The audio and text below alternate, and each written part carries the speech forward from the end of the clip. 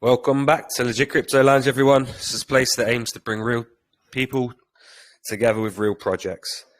If it's your first time in here, I'm Tobster, one of the co-owners of Legit Crypto Lounge, and I'll be hosting tonight. My partner Mark, he'll be running things in the background and picking up any text-based questions that we might have from the community as we run through things.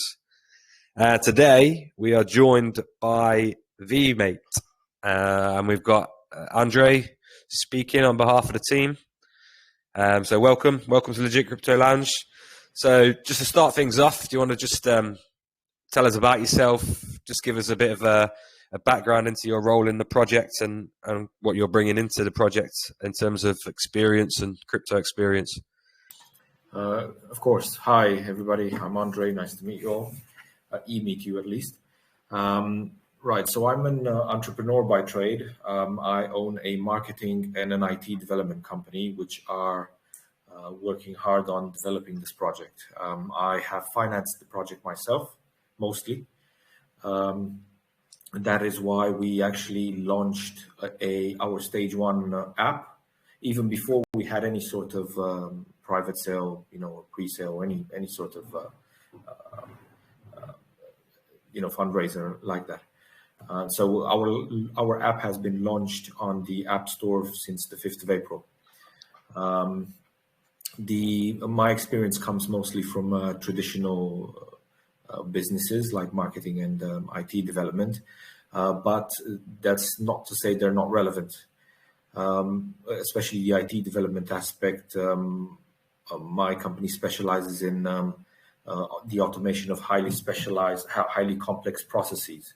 So we took that expertise and we tried to translate it into the crypto world, and we try to apply a bit of professionalism. That's why we're all fully doxed.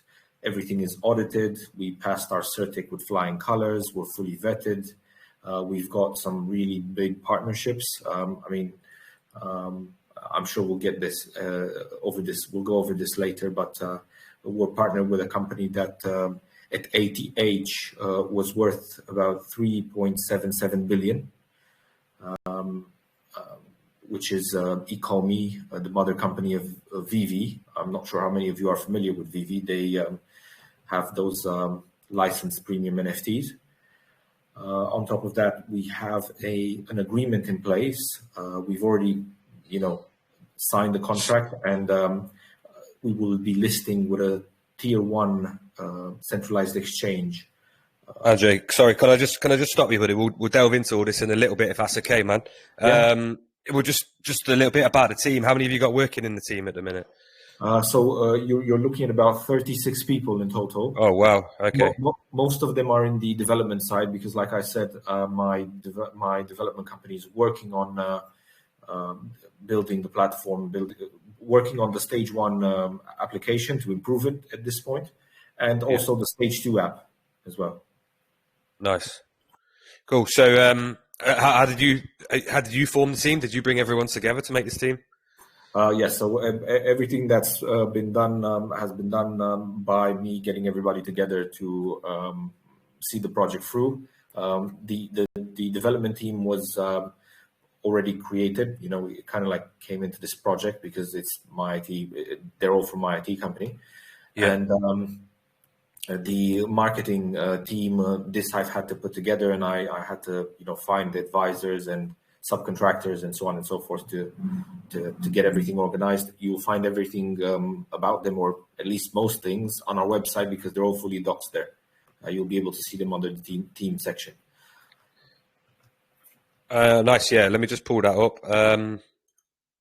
So what's made you get into, from your background and your experience, what's made you come across into crypto? Well, initially it started with me kind of falling in love with VV. They have this amazing project. I don't know how they thought of it, but it's brilliant. And they have these premium licensed collectibles.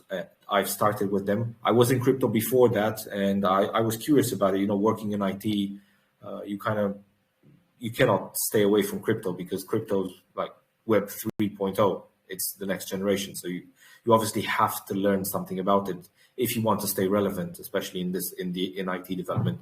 You always have to keep progressing. So that's kind of how I got into it. Then I stumbled upon VV, and I thought it would be great if I could do something that would hitch us to VV, and we could work together. I never hoped we'd be able to, but we managed. So when I got even more emboldened when we managed to get in contact with them, and we managed to get an API agreement and a partnership. Nice. Okay. Well, let's delve into the project then. Try and give us an overview of the project in the best you can, like the 10,000 foot overview about what you're creating. Brilliant. So it's a very ambitious project, which is why we've broken it up in 2 stages. Stage 1, it's already uploaded. It already exists. It's almost fully developed. We're just polishing it right now and adding more things as we go along, but pretty much the core of it is already there. And it is an app. It's a sort of a trading view, but for VV NFT collectibles.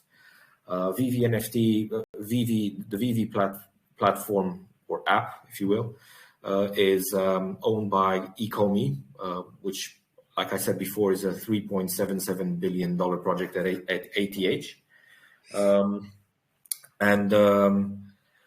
They have these premium licensed collectibles. So they have contracts with Disney. When I say Disney, I say anything Marvels, Avengers, things like that. They have these premium collectibles that they sell via their app. And because their app is so incredibly secure, they don't have the possibility of also inserting some of those tools as yet. So we thought we could kind of come up with a sort of a trading view for those NFTs so that it enables people to supercharge their trading, all the traders on VV, all their users. Now, VV released a statement a few months back saying they have about 2.4 million people. And what we decided to do was create this app that allows them to get alarms whenever something new gets listed at the price that they want, get low mint listing alarms, automatically calculate the value of their vault as well as the profits that they've made, and things of the sort. And we're coming up with new things all the time. So this application will be accessible to VV users after we launch only if they hold either $100 in Vemate tokens or $200 in OMI tokens. And what that means for us, obviously there will be some people who prefer OMI, but there will be a lot of people who prefer Vemate because it's only $100. And what that does for us, and what we thought of, is perhaps a chunk of these 2.4 million people will want our app, and we know that they do because we have 7,000 users, and we're growing by 1,000 users each week since the Ecomi partnership announcement has come out. And if a chunk of these 2.4 million come in and they purchase $100 worth of Vemate tokens, these are people who do not care about selling the token. So the token will be bought only for the utility it brings them, and that's it. So I'm being overly ambitious, but imagine if you get half of these people purchasing the token and holding it there for its utility, you would have from them a 100 million market cap. Obviously, this is all speculative. I'm not sure if that will happen, and 50% is generally a bit ambitious, but that is in principle a possibility, and that is what we thought of. And this would be step 1. Step 2, you'd be looking at a platform that allows people to trade in NFTs without learning anything new. So if they're specialized in crypto, this platform will bridge them into the world of NFTs somehow. I can explain it, but you'll probably have a few more questions, and we can circle back to the stage 2 platform if you want, so I can delve into it. Yeah, sure. Okay, yeah. I've already downloaded the app on my phone. Brilliant. Prior to the AMA, and I got to say it's very smooth, very fluid. Yeah. I like it, and what you've already established is pretty impressive. 2 massive partnerships, an app on the App Store. And that's no easy task in itself, getting onto the Apple App Store, especially with a crypto project. So yeah, like I've just pinned the app in the chat, guys. If unfortunately I've only got the Apple Store because I'm an Apple user, but I pinned the app down there if anyone wants to check it out. And yeah, I like I like this idea of what you're doing with this with the charts on the collectibles. It's pretty unique. So in terms of the apps development, where's that at in your timeline? Is that where you want it to be? Have you got more stuff to add to this? Loads more. I mean, we've got the low min listing alarm is getting rolled out. The multiple edition, they'll be able to add multiples. I was just looking. I was speaking to my UI UX interface department earlier, and they came up with some brilliant looking screens, because at the moment I'm not happy with how the app looks.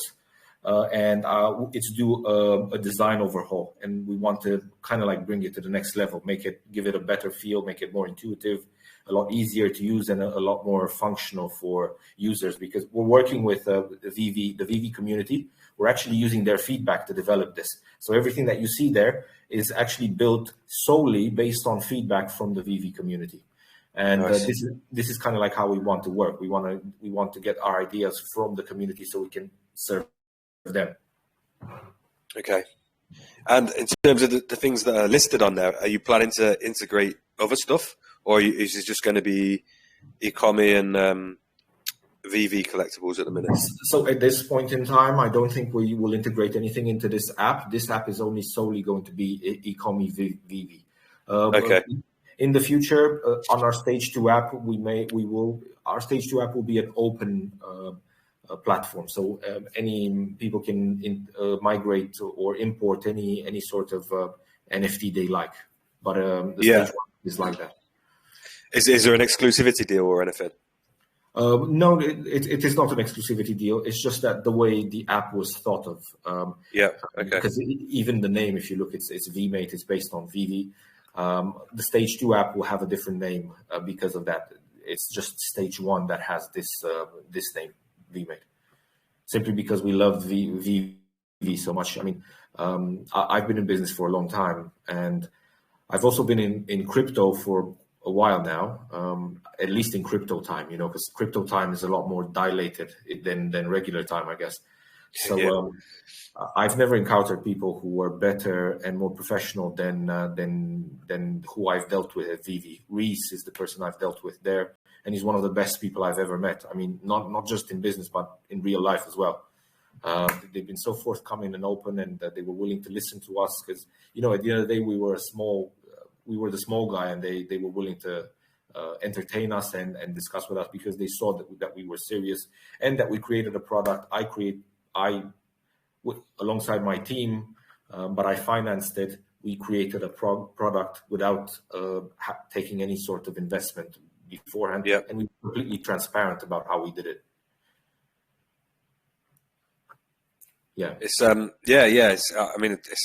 it's impressive where you've got to so far. I mean, it takes quite a lot for me to say that when a project comes through the door straight away. But yeah, what you've already established is good, and this is even before you've launched the token. So, how does the token play a part then? So we've already spoke about the fact that you can set the alarms when you're holding a certain threshold. Is that right?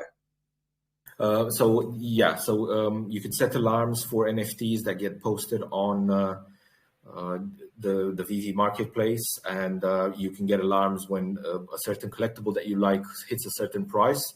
But soon people will be able to also set alarms for the mint numbers. So NFTs are minted in numbers from 1 to 20,000, if 20,000 are minted. And the lower the mint number, the more value it has.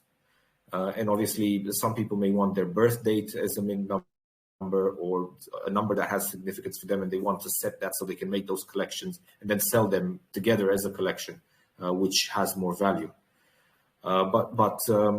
In my opinion, we've done loads with the first stage app, and we are very proud of what we accomplished, and I'm very happy with what my team has done.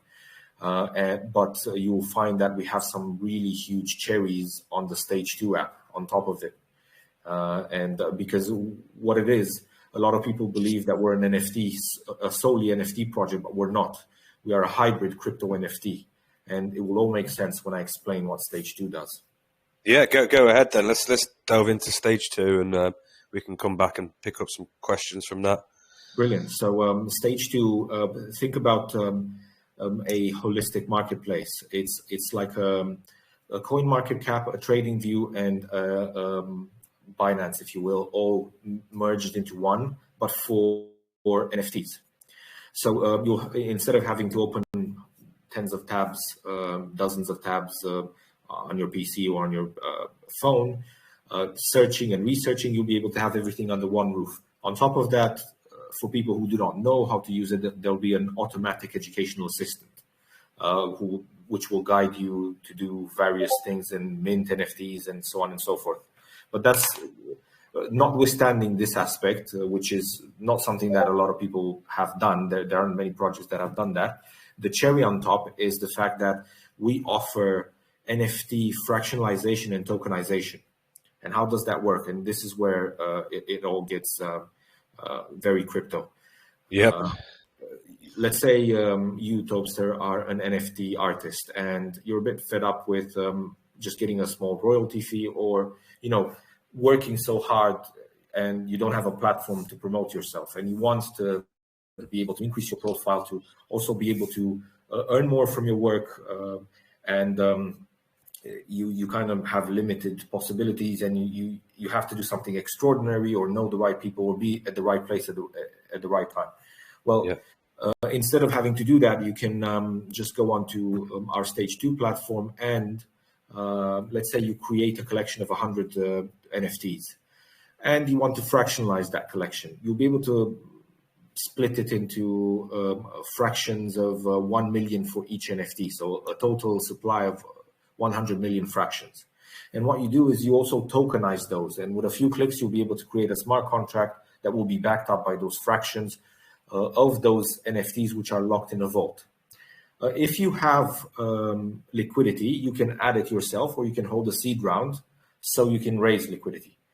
You then list on the market, and then people come and buy the token.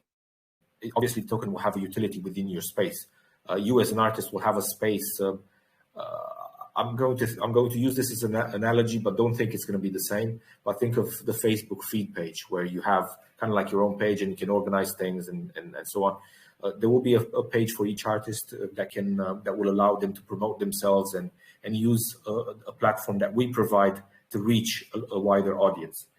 On top of that, people will come and they will buy your token.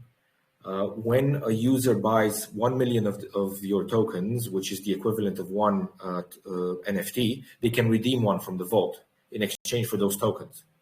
Okay. So those tokens get taken away, but the liquidity stays into the project. And obviously the value of the token raises, but also the value of the NFT goes up as well. So the first person who redeems an NFT will in the end have the most value, because there will be this rush for people to buy the tokens so they can redeem the NFTs. All of them will be redeemable except for the last one. The last one stays there as kind of a collateral against the project, and all the liquidity stays there as well. So imagine what happens with the value of the initial NFTs. Like I said, the person who redeemed the first NFT is the one who has the most to gain in that sense. But the most important aspect that this brings is not just for NFT artists, because obviously this is very important for them as well. But think about it this way. You've got about 2-3 million, let's say, of NFT holders, not traders, holders in total, from reputable blockchains. There was research done at the end of last year, and they said there were about 381,000 total. And I think that was all from OpenSea, because they have 90% of the market. And most of the people from OpenSea are on other markets as well. Yeah. So let's say about 2 or 3 million if we add all blockchains together. That's how many NFT traders / owners you have.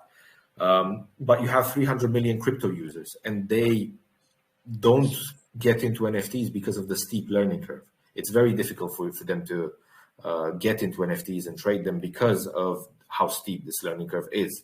Mm-hmm. So if they are able to trade a token as they would normally trade, as they're used to on Binance or on Gate.io or on any centralized or decentralized exchange, they would be far more prone and attracted to come in. And that's where the value comes in, because we expose NFT artists not only to the possibility of them becoming better known, but also to the possibility of them accessing a yet virgin market, because this is a market we will create by enabling 300 million crypto users to invest in your NFTs, for example.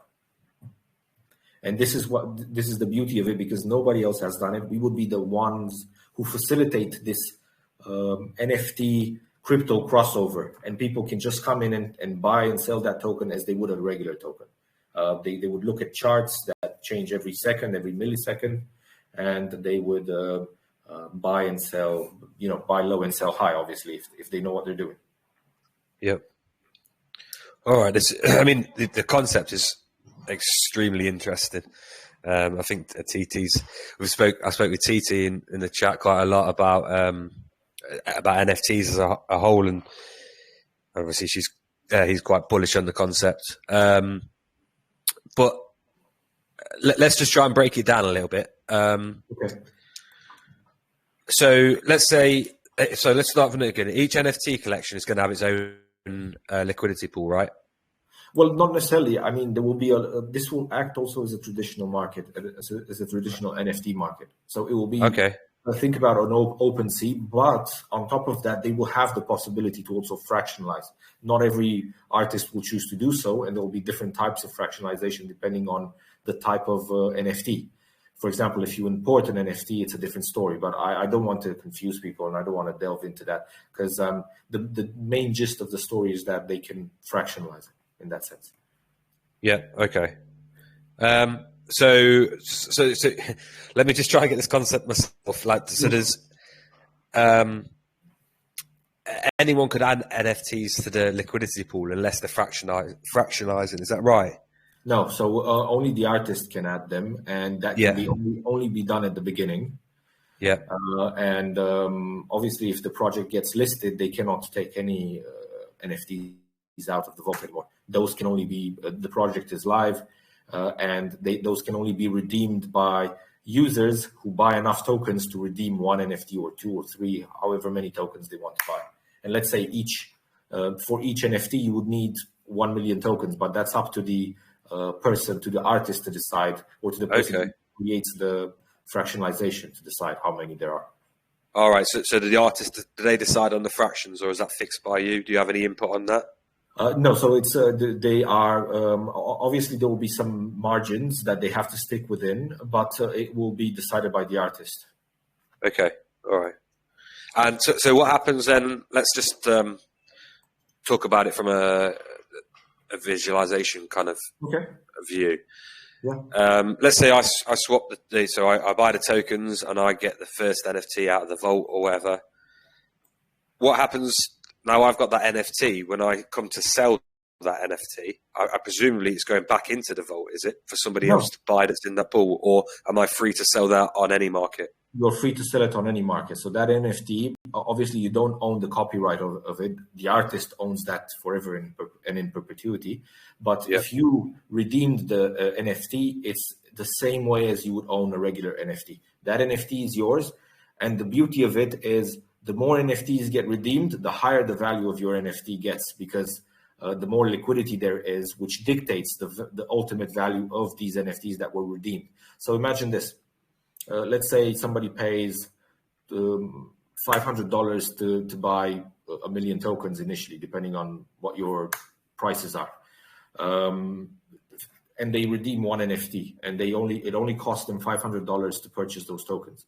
The second person, obviously, because of the algorithm and how crypto tokenomics works, the price will be higher. Yeah. There will be more liquidity and fewer tokens as well. So the price will increase from two sides. Yeah. One, the fact that so many were purchased. Two, the fact that so many are taken out of circulation. So the circulating supply is much lower. And then the second person, let's say, this is not mathematically accurate, but they will pay $1,000 to redeem an NFT, and so on and so forth. It goes up like that, and they end up, with paying $200,000 for the second to last NFT, and the last one stays there. And you have millions of dollars of liquidity against a single token in the vault. Which what does that translate to? That the value that is stuck in the vault there, the liquidity in that token, means that the token is still tradable, so crypto people can still trade, buy and sell, but also it dictates the value of the NFTs that have been redeemed already from the vault. Yeah. Okay. So if you have $1 million of liquidity in that project, you can expect a price around that mark for every single NFT that was removed from the vault. Obviously, some will be more valuable than others because they will have different traits and different aspects that will determine the price. But the price will be around that mark, which will be dictated by that liquidity. Okay. So other projects can get added into the same liquidity pool, right? I'm sorry? Did you say other projects can get added into the same liquidity pool? So other NFT projects can get put into the same pool? No, it won't be the same pool. So each right, has okay. their own pool. Each single artist and each single project has their own pool that they create for that specific collection. They can create as many as they want. Obviously, they will have to fulfill some criteria, and there will have to be some requirements for them to be able to fractionalize and tokenize. But they can create as many as they want. So they won't be able to add to the same pool. Every single project is standalone, created by one artist, and nobody else can add to that pool. That's done. So that is only added. The NFTs are added in the vault at the beginning, and then the tokens are traded as they would a regular crypto token, and that's pretty much how it works. Yeah, I'm following. Is this the token that's used? Is that Vemate, or is that going to be something else? Well, the token that will be used will not necessarily be Vemate for that, because obviously they will create their own ecosystem in that sense. They will have a utility for it in their space, the token behind their project. Let's say if you, Tobster, would from Legit Crypto would be creating it. Let's say you called it Legit Crypto. If you call it Legit Crypto, that's only you. It's only in your space. In essence. So that's kind of how it works. Yeah, I understand. So does any of this feed back into the Vemate ecosystem? Any of the fees or anything like that? Yes. So you would be looking at, we would have loads of utility in the second stage. So besides the utility that we would give our stage 1 app, which is already prepared, second stage, they would be able to purchase certain tools and services, analytical tools and other such analysis and learning tools, promotional tools, tools that would enable artists to promote themselves, but also tools for traders to analyze and keep track of various aspects.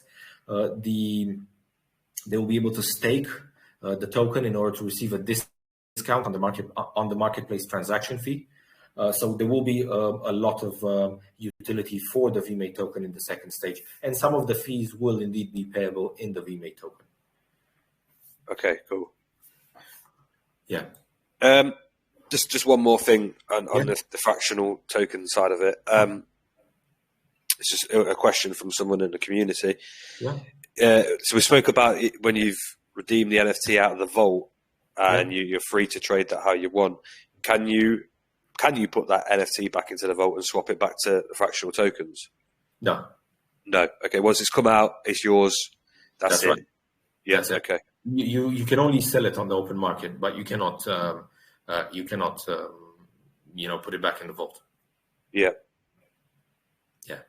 So that's kind of how it works, and why this is so amazing, because you've got crypto people coming in, trading in it, 300 million strong market again, and they will be trading in your token. They might not be interested in NFTs. They might not know much, but they will be and know how to trade in the token. That is that represent those fractions of the NFT.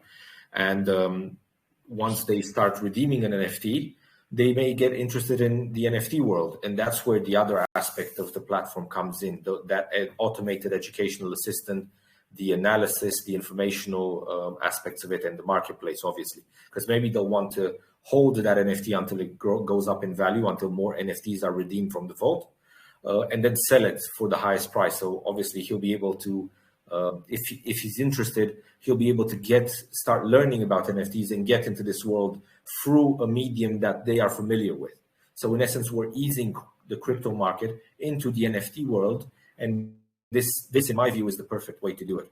And the reason why I believe we can pull it off is because we've got we've got a really good app that was launched even before the private sale, which, by the way, the private sale was filled back in May. We have a Certic audit, which is flawless. Everything has been either resolved or fully mitigated. We have a tier 1 listing lined up, which we've managed to secure even before listing on a DEX or having our pre-sale. We've got the partnership with Ecomi. We've got a contract for an API agreement with Ecomi. That's I think all those and the fact that we have expertise in automation, and we have worked in the domain for many years and I've come up with many really good projects. I think all of those factors will help us push it further. Just to give you some context, back when we started, we didn't expect to be able to do so much, and we never promised. We were hoping and we were aspiring to it, but we've actually been able to achieve much more than what we promised in our roadmap. For instance, the tier 1 exchange listing, the Ecomi partnership, and so on. So yeah. So you're well on set for the roadmap. That's good. I mean, like I say, I'm impressed with the development that's been done already, and I'm guessing the assistance you've had from the people you've partnered up with has been beneficial to you as well. The connections and stuff like that. Very much so, yes. I love the concept, to be honest. So let me just pick up on a few questions from the community. How will Vemate become known by new talented NFT creators, and how can they be attracted to the app? Well, we have quite a bit of marketing prepared. We've already started making our way into the NFT world in no small measure to our partnership with Ecomi and Vivi. Yeah. On top of that, we offer them the possibility. We offer them a platform for promotion, and we also offer them the possibility of tapping the 300 million strong crypto market. So all of these combined will serve to attract new NFT artists and even old ones over time, obviously, because some old habits die hard. We're not looking to go after anybody's market share at the moment, but over time we hope to convert some people over to us and have them come onto our platform when they see the value of it and how much they can benefit from accessing that 300 million strong market. The reason I'm saying that is because OpenSea in 2021 had $14 billion of revenue, and all they have is a 2.5% marketplace transaction fee and only 500,000 users. So imagine if OpenSea was able to generate $14 billion in revenue with a 2.5% marketplace fee and 500,000 users. Imagine what you'd be able to do with a potential pool of 300 million users coming onto your platform, and how attractive that would be for an NFT artist who is either setting out or who's established as well. Yeah, nice. And I think, like, just going back to the partners again, I think they're going to help you kick off to a really good start of marketing, give you a good, much needed boost to get things moving. Definitely. Yeah, let me just pick another question here from CMC fellow. If the NFT appreciates, say, from 300 to 3,000, it's not in Vemate, we just start, but will the same NFT fetch the same price or similar in the open market? So are you confident that the obviously we discussed that the first NFT should technically go up in value because people are paying more to redeem them from the vault. So are you confident that the NFT will fetch the same price or similar in the open market? Well, obviously, this is all. I cannot predict what the open market does. Nobody can, and if they tell you that, they'd be lying. I'm sure everybody here knows that. But in principle, in theory, that's the rationale. Because if there is one NFT there that remains in the vault, not necessarily the token, but the NFT, and there's liquidity against that single NFT in the vault, in principle, all that liquidity that's left there, where there is, $1 million or 100 million, should dictate the value of every single NFT that has been redeemed from the vault. And even if it does not, equate to parity, to 100% parity, even if it's 50%, it will still be vastly increased over what you paid for when you redeemed it. That is completely out of the question that it may not be like that. I mean, at least in principle. Obviously, the open markets will decide, because I may be telling you that, and then somebody goes and sells it for one BNB afterwards. So it's, the thing is as well, though. I mean, the people buying these NFTs will kind of be responsible for their own floor price, won't they? Because the first one that comes out of the vault will be the only one that's for sale, so they can choose the price. Well, no, every single one is going to be for sale apart from the last one, because so you have 100 NFTs, 99 are redeemable with the exception of the last one. The last one stays in the vault forever. Sorry. So, but I mean, once they can't be sold on the open market until they've come out of the vault, can they? So you get one out of the vault, you can sell it straight away if you wanted to. You don't have to hold on until all of them come out. So what I was trying to say was basically that those people that are getting them out of the vault are responsible for the floor price on the open market. That's right. But obviously, you can assume that everybody will want to make a profit. It wouldn't make any sense for somebody to put it for a lower. My guess is that they will try to go for higher rather than lower. So, but probably nobody will pay. But eventually, somebody will relent and go for a real price. Post it for a real price. But in principle, you'd be looking at them having something similar, or at least having a significant influence on the price. Obviously, I cannot guarantee any parity or that it comes close. Like Tobster said, everybody is responsible for their floor price, and the person who purchased it is responsible to decide whether they want to pay that price or not. Awesome. If you could just confirm this for me as well. Somebody's asked, is there an estimated release date of phase 2 of the app? But I'm guessing on the roadmap, we start the rollout October. Is that right? Yes. So we will be listing the token as soon after our pre-sale. Our pre-sale goes live on the 4th of October on Gempad. And then we have another one, because we're doing 50-50 between Gempad and Unicrypt. We have another one in 2 days opening on Unicrypt. And then on the 16th of October, we're due to list on PancakeSwap. And 10 days later on a tier 1 centralized exchange. Okay, great. And that leads me to another question, and you may or may not be able to answer this because of NDA agreements, but somebody has said that the blockchain doesn't lie, but there's been some movement of tokens from the deployer to Gate.io. Can you confirm whether it's that exchange listing? Yeah, I'm afraid I'm not able to make any comments with regards to that. I'm sorry. Understood. Yeah, I know, mate. You've NDA. Yeah. So unfortunately, Benny can't answer that question directly. But leave it up to your detective work to work out what's going on. Yeah, I'm sorry. I'm sorry, Ben. I cannot confirm anything with regards to that. No, yeah, understood, mate. I understand. Yeah. In terms of questions. That's about it.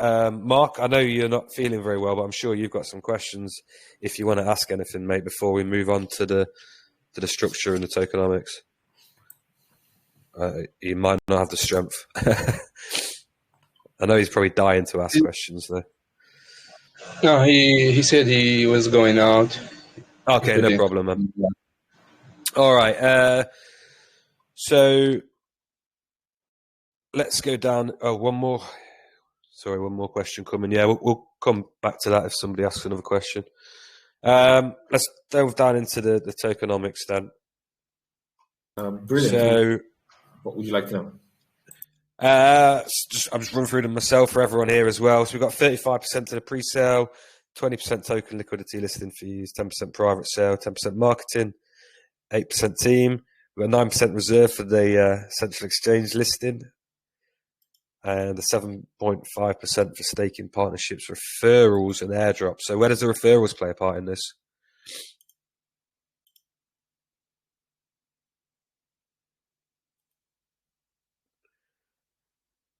Sorry, Andrei, I think you've muted yourself. Yeah, sorry about that. That's all right, no problem. During our private sale, we had a referral code for people who were inviting other people to invest, and that's where it came in, and that's why that wallet was there, because some of it went there. But obviously, after listing, we will create, staking pools and other aspects like that. And that wallet is also for partnerships. For example, our partnership with VV is also going to come out of that wallet, because as part of the partnership, anybody who holds $200 in in OMI tokens for 1 year uninterrupted to use on the Vemate app, they can exchange them after 1 year for the same amount in Vemate tokens. And we gather all those OMI tokens, and then we send them to Ecomi so they can burn them every time an NFT gets purchased. Okay, cool. Yeah. Let's just talk about 10% marketing. How do you intend to use them? Do you intend to sell them, or are you paying people with tokens, investing in them? Well, like TT said, we will need to have as much marketing done as possible. So what we're hoping to be able to do is also pay some people and vest them, and it will be linear vesting, which is going to be gradual. So you don't see any dumps, whenever they unlock, you don't see any massive drops in prices, because this will be it's a sort of a vesting that releases tokens every block. Yeah. Okay. So rather than you having massive dumps because of that and fluctuations on the chart, it's all very gradual, and thus it also makes people less likely to sell when that happens. Yeah. Understood. Yeah. Let me just pick up on this question from TT while I'm here before we carry on. A little bit confused about the potential value of the NFTs. You said 1 million fractionalized tokens will be used to redeem one NFT. So doesn't that mean that the value of each of the NFTs will be equal to the value of 1 million of the respective fractionalized tokens? Well, for the person who redeems them, yes, that will be the value when you redeem them. But obviously, over time, that NFT will go up in value, because it will be dictated, at least this is in principle, obviously the open markets will decide that.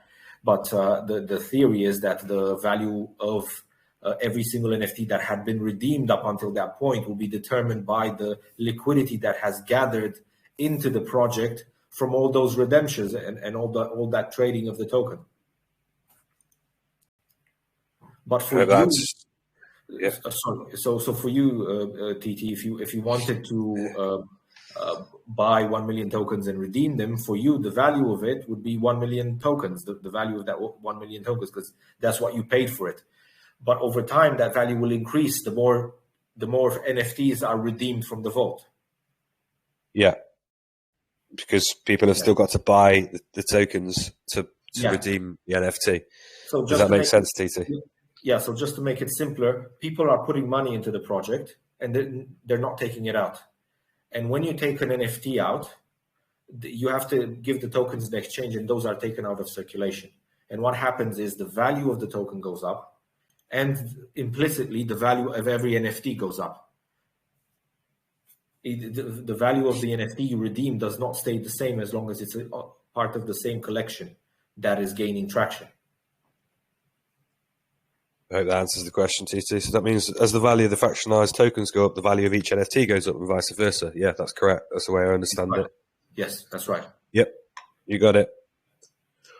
Okay, this talk about the tax a little bit, because this is something I found quite interesting. So we've got 2% going to the liquidity pool, 1% towards marketing, 1% to development, and then you've chosen to do 1% to a charity. So what's the story here? So this is something that's it's more of a personal thing for me. I have children myself, and I wanted to be able to do something positive, I guess, or not do something negative at least, because it's not much what we're doing. But we wanted to go a step further, because everybody kind of like takes this and does it just for the value it brings them. But if this, like I said, it's a personal thing, that's why I normally tend to stay away from mentioning it. This is a charity that when I was in university, I did a lot of research on them, and I know that they're 100% legit. They're one of the only ones out there that really do their job properly. They're called the Eden Reforestation Center, I think, or something like that.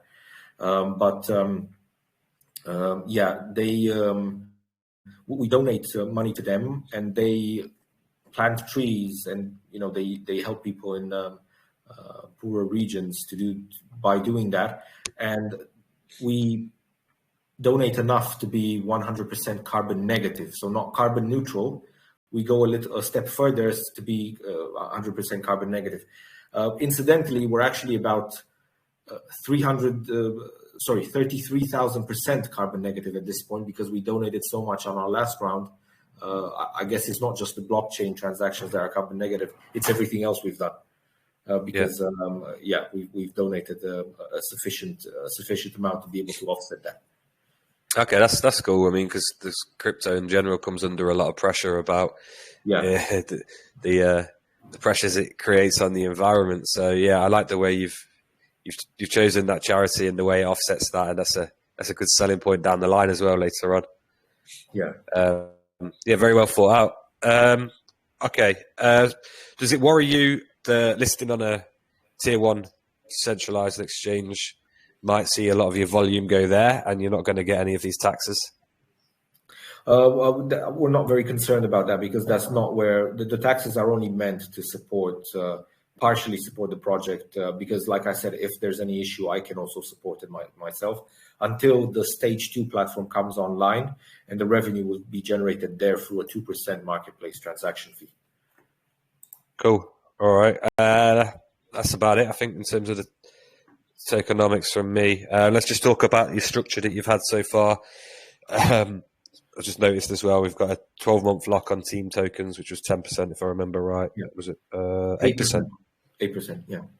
So yeah, lock for 12 months. So we've had a private sale. What did you raise in the private sale? We were able to raise $250,000 back in May. Okay. And what kind of discount did they get in terms of that comparison to the pre-sale? So it was 10% less. So the price during the private sale was 0.0168 per token. This is in USD, the equivalent of USD. During the pre-sale, it will be 0.0185. So it's only a 10% difference. Nice. And then what's your intended launch price? 0.0222. I think it's 20% over, if I'm not mistaken, over the pre-sale price. Yeah. So 250K at private. How did you choose them investors? Was that just people that it was VCs or? It was a public investment. It was purely public. We've advertised it. We had incidentally, we only went to one influencer. We spoke to a few groups. There wasn't much movement after that, and there was one influencer, and people liked what they heard. They saw that we were serious. They saw what we had managed to do up until now, because we had a product before doing anything else, before even raising any funds. So I guess that gave people enough confidence to see that we are here to stay and we're looking to do something long term. Okay. That leads me to no, it's all right. It just leads me to another question. Like, you'd already established so much, and you'd already built so much. So why did you want to go down the private sale route? Well, because we wanted validation. We wanted to know whether this is worth going, whether people are going to see the value in it.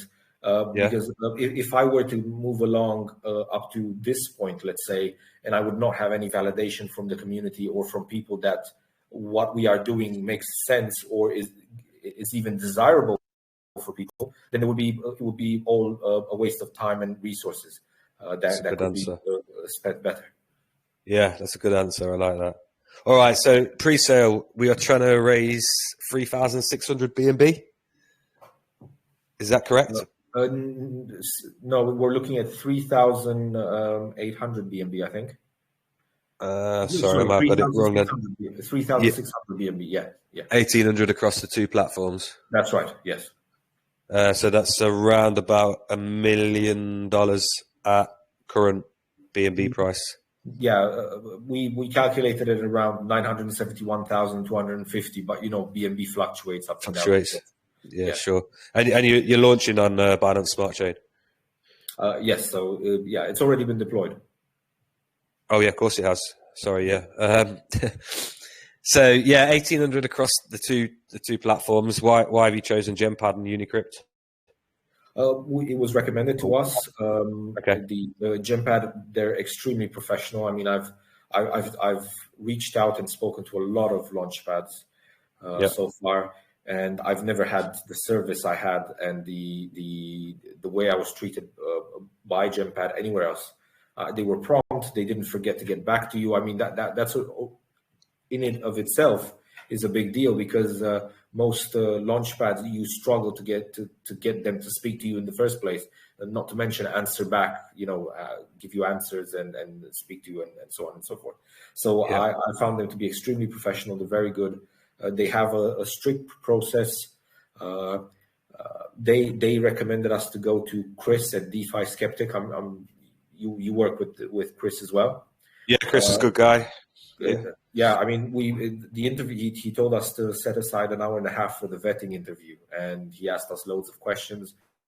We managed to get the vetting. I think it was 92.36% something on the vetting score for us. The report is on the DeFi Skeptic website. But to me, that was impressive, because I saw how thorough Chris was, and that just showed professionalism, which you do not find in this space. And Unicrypt, obviously everybody knows about them. They're huge. They're also very professional, and it was a no-brainer for us to go on them. Yeah, I've just forwarded the DeFi Skeptic vetting into our chat as well, so people can have a read of that. Yeah, thank you. I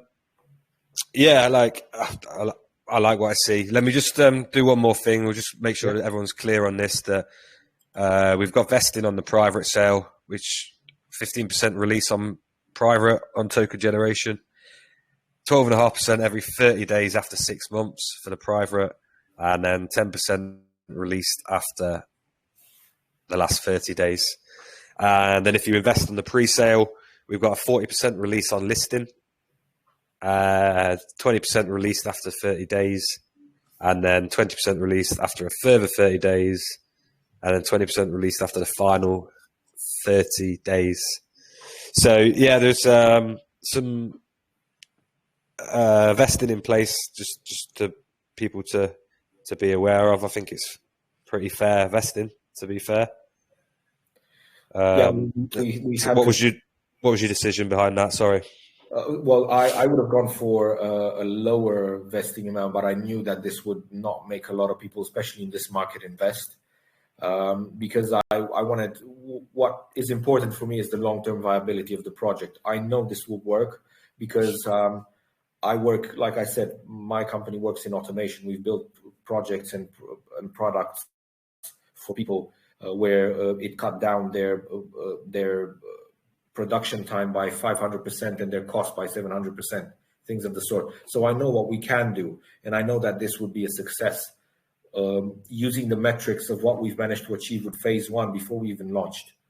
We've got 7,000 users on the app right now, and we're getting 1,000 each week.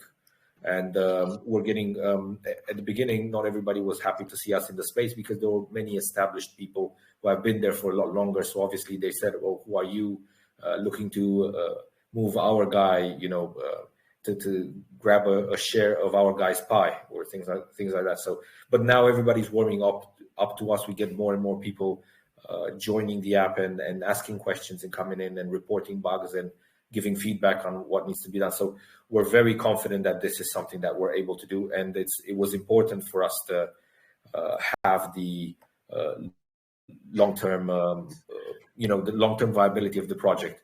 I would have gone for 30% or 20, but 40 had to be done at this point. Yeah, no, and I think it's an amount that obviously there's 40% on the listing is fine, but sometimes it's better to get it over and done with, because the people who haven't got the belief can take out the majority of what they wanted to get in for. But then you've got 6 months to prove yourself with the private holdings, which is a long time, and then anything else vested after that isn't really going to affect the project. So yeah, I quite like the vesting schedule, to be fair. Well, it was thought in a way that allows us sufficient time to start showing how much we can come up with and how fast we work. Because we bring updates. I mean, for the app, for example, updates came up either once a week or once every 2 weeks, some weeks even twice a week. So we're churning out updates at light speed. Awesome. Let me just check this as well. Your pre-sale is whitelist format, isn't it? Yes, that's right. Yeah, so the diamond tier on Gempad, that's a different story. Gempad has different tiers for their own token holders. So if you hold the token, you get an automatic whitelist. But we are also, I was speaking to Topster, and we were thinking of giving whitelists to legit crypto users as well. So people who've asked questions, I will definitely give you one to TT, because she asked a lot of very relevant and pertinent questions, and she made an effort to understand. Great, perfect. I'll write TT's name down. Thank you. TT's is actually one of our regulars as AZ. It's a man, but he's using his sister's account because his unfortunately Telegram deleted his account, so he's currently borrowing his sister's account. Sorry, TT. Let me just try and answer this question from Son of Israel before I move on to closing statements. Yeah, I saw those. He has two questions. I can take a look. So was it the first one about the checking on the white paper? I think there was a bit of a misunderstanding there. Well, which one did you have in mind, Topster? I didn't even notice that first one. I missed that. Sorry. Yeah. So I'm just catching up with that one. We've covered the charity aspect. Yeah. How are you doing? Referral based on artists to mint your NFTs? No, the referral. Sorry. Yeah. So referral was only doing the private sale. That has nothing to do with what's going to happen in the future. What you see there, and the charity we covered already. There's it goes to offsetting our carbon footprint by 100%. It's going to be 100% negative, not just neutral. And then you said something about the token is to hold the token that is not tradable. The token is fully tradable. It's just that they will have an incentive to hold it. VV users will have an incentive to hold that token and never sell it. They don't even have to stake it, by the way, for that. For however long they use it, they just have to hold it in their wallet, validate the fact that they have it, and they can sell it whenever they want. We don't force people to stake it or do anything like that to be able to use the app. We want it to be as fair as possible, and the rationale was that they will not have any incentive to trade it, because what they care about is solely the utility that they get from using our app through the token, by holding the token. And if the price of the token will drop, users will not have to buy more tokens. What happens is we register the price of the token at validation. If the price is $100, regardless of whether the price goes up or down, as long as they have the same amount of tokens in their wallet as they started out with the validation, regardless of the price, they will still be able to access it. Perfect. Good answer. Okay, listen, before we move on to the final question that we ask in Legit Crypto Lounge, is there anything that you feel like I've missed out, or anything that you want to talk about that I might not have covered? Well, I'm sure there are some massive things that we do, because it normally happens to me. There's some big thing that I did not mention, but I don't think we didn't cover anything. I think we covered it. If anything comes to mind anyway, just feel free to pop in. Like, and anyone who's kind of gone through an AMA vetting process with us, they're welcome to come and share any updates with us as the project develops, as we grow and get new people into our community. Bring back any updates that you've been working on, and hopefully attract to the new people that are joining the lounge and stuff. Yeah. Something came to mind, actually. We are a legal entity, so everything is done as a business. We're not just a project that's random. Everything is done properly. We file taxes. We do all of that. You'll find more information on our website. Filing taxes. What's that? No, I'm joking. Yeah. For the sake of the recording, I'm joking. But yeah, no, honestly, thanks for coming in. So let me just ask this last question for you. So this is the Legit Crypto Lounge question. So for us, long-term success can't exist without a clear vision from the team. So with that in mind, at what point will this project become a success to you? The point where we are able to launch our stage 2 app and we have a minimum of 50,000 users on it. That's when I would consider that we are on the path to success. And when we are able to get millions of people on board, that's when I would consider it successful. At least 10 million, hopefully. Lovely, good answer. Straight to the point. Numbers in mind. Like it. All right. Well, thanks for joining us today. Behalf of Vemate and myself, thanks for tuning in, everyone, and listening live. We hope you've gained a good insight into the project. Any follow-up questions? Presumably the guys where's the best way for them to contact you through Telegram? So if they go on our Telegram channel, if you want, I'll ask one of my colleagues to forward you the link. You're welcome there. We will answer any questions you may have. Yeah, I think I've got a link. I can forward it on into the group. So anyone watching on YouTube as well, hopefully we'll see you live in the next AMA. Andrei, thank you very much for joining us tonight. It's been a pleasure, and thanks for accommodating my questions. Thank you very much, Topster. Thank you for having me. It's been a pleasure on my side as well, and it was great talking to all of you, and everybody had great questions. And I hope you both get well soon. Thank you very much. Appreciate that. Take care. Bye-bye.